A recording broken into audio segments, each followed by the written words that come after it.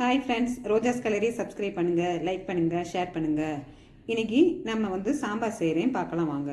எல்லார் வீட்லேயுமே சாம்பார் செய்யக்கூடியது தான். ஆனால் இன்றைக்கி பிகினர் கூட ஈஸியாக செய்யக்கூடிய சாம்பார் எளிமையான முறையில் செஞ்சு காட்டுறேன், பார்க்கலாம் வாங்க. 3 கத்திரிக்காய் எடுத்து காம்போட நறுக்கி போட்டிருக்கேன் தண்ணியில். ஏன்னா கருத்து போயிடும் கத்திரிக்காய், அதனால் காம்போட போட்டால் சாம்பாரில் கொஞ்சம் டேஸ்ட்டாக இருக்கும். ஒரு முருங்கைக்காய், கொஞ்சம் சின்ன வெங்காயம், 2 தக்காளி, கொஞ்சம் பெருங்காயத்தூள். 3 கத்திரிக்காய் எடுத்து காம்போட நறுக்கி போட்டிருக்கேன். ஏன்னா காம்போட இருந்தால் கத்திரிக்காய் கொஞ்சம் சாம்பாரில் டேஸ்ட்டாக இருக்கும். அது தண்ணியில் போட்டிருக்கேன் கருத்துறணும். ஒரு முருங்கைக்காய், கொஞ்சம் சின்ன வெங்காயம், தக்காளி 2 தக்காளி, கொஞ்சம் பெருங்காயத்தூள்.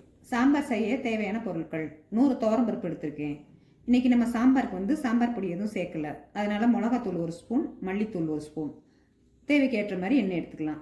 கடுகு 1 ஸ்பூன், சீரகம் 1 ஸ்பூன், வெந்தயம் 1/2 ஸ்பூன், மஞ்சத்தூள் 1 ஸ்பூன், 4 வரமிளகா, கொஞ்சம் வெல்லம், நெல்லிக்காய் சைஸில் புளி எடுத்திருக்கேன், கொத்தமல்லி. சாம்பார் செய்ய ஒரு சட்டியை காய வச்சு அதில் 1 ஸ்பூன் எண்ணெய் விட்டுக்குவோம். ஏன்னா நம்ம வத்த குழம்பு புளி குழம்புக்குள்ள எண்ணெய் தூக்கலாக இருக்கணும். சாம்பார் உப்பு எண்ணெய் கம்மியாக ஊற்றினாலும் டேஸ்ட் நல்லாயிருக்கும். நல்லா கடுகு பொரி வச்சுக்கலாம்.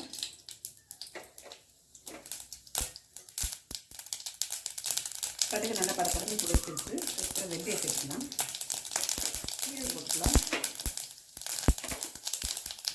கருவேப்பிலை கொத்தமல்லி சேர்த்துக்கலாம்,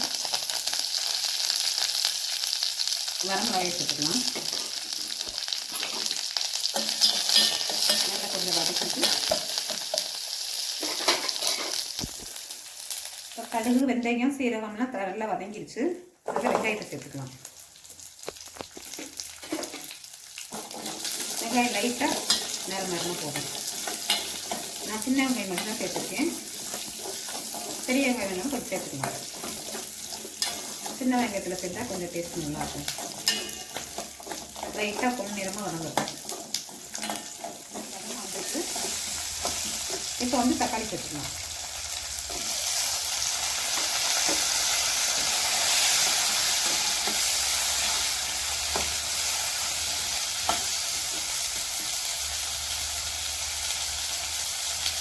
ஏற்கனவே நம்ம பருப்பில் கொஞ்சம் உப்பு சேர்த்துருக்கோம், அதனால் உப்பு கொஞ்சம் போட்டுக்கலாம். உப்பு கொஞ்சம் பார்த்துக்கிட்டு நீங்கள் தேவைக்கேற்ற மாதிரி சேர்த்துக்கலாம். வெங்காயம் தக்காளி வதங்கிடுச்சு. அதில் கொஞ்சம் பெருங்காயத்தூள் சேர்த்துக்கலாம். காய் சேர்க்க மாதிரி பெருங்காயத்தூள் சேர்த்துக்கணும். அடுத்தது மிளகாத்தூள். மிளகாத்தூளே கொஞ்சம் வதக்கிக்கலாம் வெங்காயம் தக்காளியோட சேர்த்து. அடுத்ததான் மல்லித்தூள். அடுத்ததான் நம்ம சேனலில் சாம்பார் செய்யும்போது வீட்டிலே சாம்பார் பொடி எப்படி அரைக்கிறதுன்னு செஞ்சு. அடுத்து கத்திரிக்காய் சேர்த்துக்கலாம்.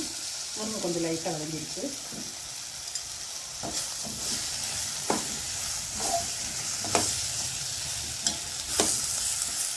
நான் 2 டம்ளர் சுடு தண்ணி கொதிக்க வச்சு எடுத்துருக்கேன். ஏன்னா இது தண்ணி வெறும் தண்ணி ஊற்றினோம்னா காய் கொஞ்சம் அழகாக மாதிரி வந்துடும். கொஞ்சம் இந்த காய் வேக வச்சு நல்லா சுடு தண்ணி கொதிக்க வச்சுட்டு அதை சேர்த்துக்கலாம். கத்திரிக்காய் முருங்கைக்காய் காய் வேகட்டும், அது வரைக்கும் மூடி வச்சுக்கலாம். நம்ம புளி கரைச்சலை காய் வெந்த பிறகு ஊற்றிக்கலாம். ஏன்னா புளி கரைச்சல் இப்போ ஊற்றினோம்னா காய் வேகாது. பருப்பை 2 வாட்டி கழுவிட்டு குக்கரில் சேர்த்துக்கலாம்.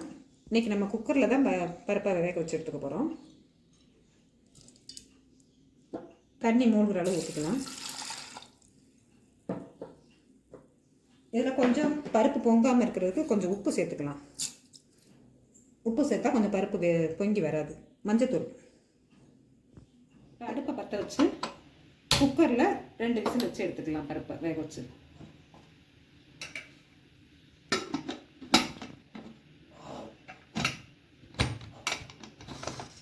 இப்போ 2 விசில் வந்துருச்சு. நல்ல சிம்மெல்லாம் அடங்கிடுச்சு. இப்போ எடுத்து பார்க்கலாம் பருப்பு வந்திருக்காங்க.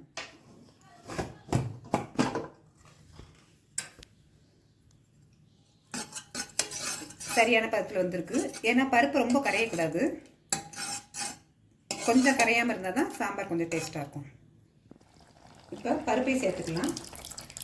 பருப்பு ரொம்ப நைஸாக வெந்துடாமல் கொஞ்சம் 1-2 இருந்தால் கொஞ்சம் டேஸ்ட்டு நல்லாயிருக்கும். ரொம்ப நம்ம நைஸ் ஆகிடுச்சுன்னா பருப்பு ரொம்ப வச்சுச்சுன்னா குழம்பு கொஞ்சம் டேஸ்ட் மாறும். பருப்பு காய் எல்லாத்தையும் ஊற்றிட்டோம்னா கொஞ்சம் ஒரு கொதி வந்தோன்னே இறக்கிடலாம். ஏன்னா பருப்பும் காய் நல்லா வெந்துருச்சு, ரொம்ப கொதிக்க விட வேண்டாம். காய் நல்லா கொதிச்சிச்சு அப்புறம் நல்லா கொதிச்சிருச்சு. இப்போ இந்த கொஞ்சோண்டு வெல்லத்தை சேர்த்துக்கலாம். வெல்லம் இனிக்கும்னு நினைக்காதீங்க, ஆனால் டேஸ்ட்டே நல்லாயிருக்கும். ஹோட்டலில் கல்யாண வீட்டில் எல்லா இடமுமே வெல்லம் கொஞ்சோண்டு சேர்த்துக்கலாம். அதனால் நம்மளும் கொஞ்சம் இந்த சாம்பாரில் நீ சேர்த்துக்கலாம். கடைசியாக கொத்தமல்லி தழையை தூவி இறக்கிடும். இப்போ இந்த சாம்பாரை ஒரு பவுலில் எடுத்து மாற்றிக்கலாம்.